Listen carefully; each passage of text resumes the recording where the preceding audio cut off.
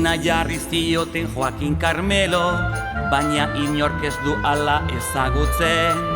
Maitasunez deitzen diogu Barrilete, kometarekin delako jolasten. 10 urte besterik ez arduratsua, beti amari ari zaio laguntzen.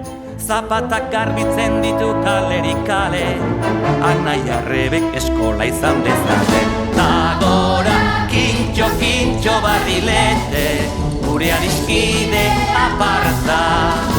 Ta hau da herriko neskamutiko dena, hau da alaitasunaren zalaparta. Ta gora, kintxo, kintxo Barrilete, ez daitugu ez aztuko. Kaleran plazan eta txoko guztietan, ozen dugu kantatuko. Denborak harin egin du aurrera, orain kintxok ez du galtza motzik jazten. Kometa kintxo txiki bat oparituta, mutil txikia ari zaigu handitzen. Elkartasun bidean aurrera badoa, herriz herri anaitasuna zabaltzen.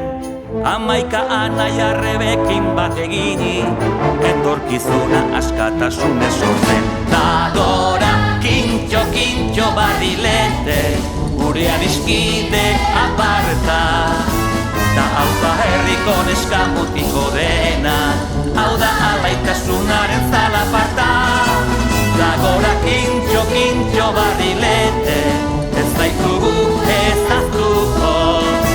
Kalean plazan eta txoko guztietan,